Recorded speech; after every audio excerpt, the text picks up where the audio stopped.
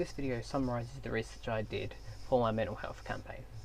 It outlines the direction I took, as well as why, and showing the information I collected in order to start planning and producing materials for my project.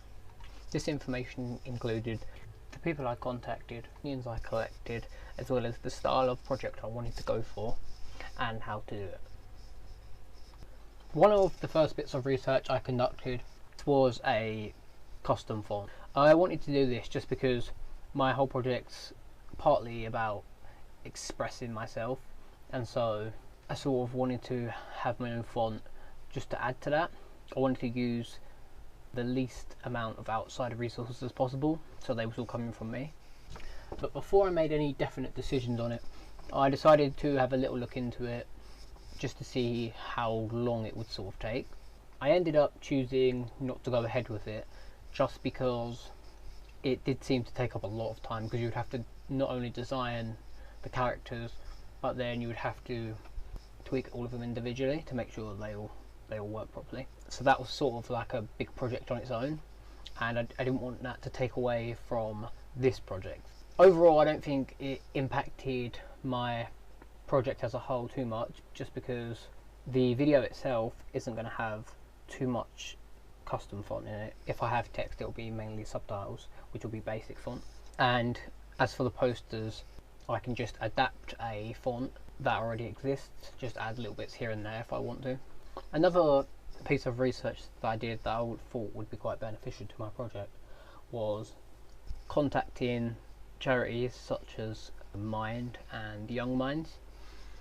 This was in hope to get them to support me in some way, as well as letting me use their logo to show that, and possibly promote my campaign with just a link or something for social media, just to get some attention. Unfortunately though, it didn't end up going ahead, because I got an email back and they told me that they can't help in projects similar to mine, and the best place to look for information was just on their website. So that wasn't too helpful, as I wanted them to be more directly involved. And then my second choice was Young Mind. Says that unless they're directly involved in a project, they're not really willing to help. So I ended up contacting them either. Obviously this does have a big effect on the project, as I wanted as much of an audience as possible. My contingency plan moving on from that was just to contact educational establishments to get them to possibly promote it to their students. So I emailed head of Passmores just to see his thoughts on helping me conduct some research, as well as sharing the final video around. They seemed interested originally, the first few emails, and then the contact sort of ceased, and so I left it for a little while and nothing really came back from it. And by that point it was getting pretty crucial that I had the research, because I needed to start planning the animated video. I didn't actually follow them up, which I probably should have done. I plan on re-emailing them probably towards the end of production, just to see if they're willing to show my video still. Along with emailing them again, I will also email other educational establishments just to see if they are willing to promote my video, as well as a team in Harlow College that work mental health and other disabilities. Another important piece of research I did was gathering together my ideas of what I actually wanted to include in the video. Looked through two books, one of them being Understanding Depression, which I saved a big piece of information that describes the symptoms that someone with depression may be feeling. This obviously helps me when animating the video, because it means I can correctly portray what someone is actually going through, which just sort of makes the video more reliable and professional. The second book I looked in was called Coping with Depression. From this I took lots of smaller pieces of information that I want to use to inform the audience. This hopefully allows the audience to take something away from the video, even if the video overall isn't really their type of thing that they would be interested in. They may remember one or two facts that pop up on screen. This is also good for my posters, because I want to have a few facts on them too, for the same reason, because even if the person's not interested in the content on the poster, they may, quickly glance over one of the facts and remember it. On top of that, I just wanted to make sure that my opinions and my views on mental health are generalised enough so that audiences that suffer with problems, and also people outside, can relate in some way because obviously if I make it too personal, it might be more about me than the conditions themselves. To get a broader idea of what people currently know about mental health and to see what they thought about my opinions and views on it, I interviewed a few people as well as did a focus group. I interviewed a different range of people, such as people on the lower end of my student target audience as well as people on the higher end. What I found out is that on the lower end, people don't seem to know much about it. If they haven't had any experience with it, they know very little about it and understand very little if someone's struggling. People said that they aren't taught much about it at all, and if they are, it's on the odd occasion. And when asking whether it should be taught in schools, like should be a mandatory thing, they said definitely, just because this way people understand and be a bit more sympathetic towards these people. These views are very beneficial for my video to make sure I'm steering away from my personal views. I wanted to see what content other people would like to have in the video.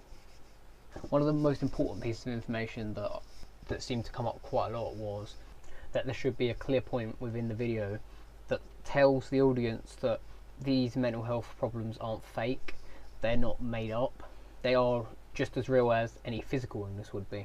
They shouldn't be seen as so negative and attention seeking as some of the online social media portrays them.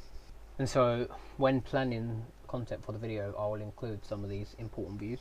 In a way, the core piece of research that was done was documenting my experiences and my observations of mental health, and as it was going to be the foundation for the project. What I've noticed about mental health is that over the last few years it's definitely become a more known issue and it's definitely better understood than it was, but at the same time it's not enough.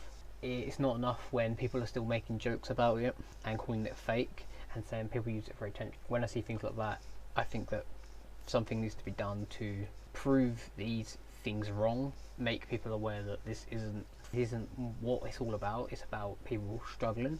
And on top of this, some of my main observations were obviously in school I struggled, and I know other people struggled, friends and family, and a lot of people didn't pick up on this, including staff and peers, and this made school very hard for me.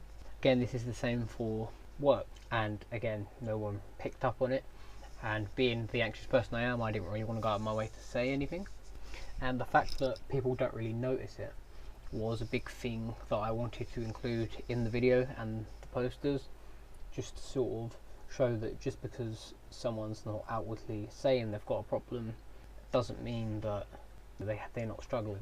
As I'm creating an animated video, I thought I would look at existing videos just to get a better idea of what I was going to produce, as well as how to keep my video interesting. The main things I noticed was that a lot of these videos have a lot of colour, and on top of that they're very vibrant colours. I realised this in a video by In a Nutshell. This changed my mind from originally using a dark colour scheme. I thought because of the darker topic it'd be a more fitting theme to have darker colours, but then I realised that people will become more disinterested because of the dull colours. On top of that, some of the videos I looked into had many transitions. It just looks a lot more professional switching from scene to scene this way. It just keeps the video more interesting than a whole load of hard cuts all the time. I tried creating my own transitions. Mine came out very smooth and exactly how I wanted them to. They actually were very similar to the original ones I saw. If I used any text in the animated video, it's going to be very bold. The bolder text will hopefully then stick in the audience's mind. Last video I watched, there were subtitles included, subtitles which opens it up to a wider audience. However, in the video I watched, the subtitles seemed to dart around the screen quite a bit, and so you would never know where to expect them. I think in my video it would be better to keep them in one place, just so it's easy to read.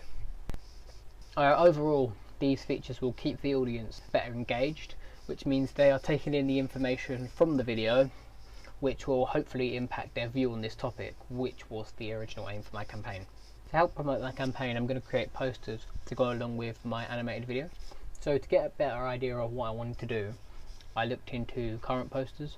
Some of the things I liked included busy designs, which links into the whole people with mental health problems having busy thoughts and a lot going on in their mind. I just wanted to have a bunch of words being busy on the page. Again, linking it with this was a poster that had a head taking up the majority of the page. These two ideas could be linked together just to create one poster. If I was to go with this idea, I would go with a more abstract style, because this makes it more unique and interesting. I found posters that had a similar abstract style to them, which is where I got the inspiration for that. Another thing was words and graphics mixed together. I wanted to do something like this because, again, it's creative and something different. To follow a similar style to my video, I was thinking about going with a simple poster design where the whole background is just one or two colours and all the graphics are really cleanly done with, again, a few colours and colours that go together very well. This will hopefully tie the campaign together as one. Another idea I had was the eye taking up the majority of the poster, making it look as if you're looking through someone else's eye onto the world of mental health. These posters should follow a similar graphic style to the animated video, just to ensure that people can link the posters with the video very easily without me having to make it known. The reason I didn't just go for a title on a page with an image and some information is because that's how most basic posters are made, and my theory is if the poster is different, people are more likely to go over and actually have a look at the poster, giving it more attention, and maybe even subconsciously taking in some of the facts on the poster. I watched a YouTube tutorial based around Adobe Animate CC. I did this to teach myself basics of the program, for example what file type to use, different shape tools, the symbol types for the different graphics I used, as well as the shortcut keys. This helped me because obviously I had little idea how to actually use the program, and so it added to my knowledge, meaning I could use it for my video instead of using Adobe Photoshop to animate.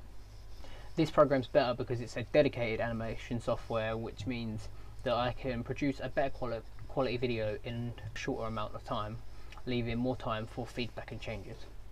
After watching this, I did some tests of my own to ensure I could produce what I needed to. On top of this, it got me more familiar with the program itself, and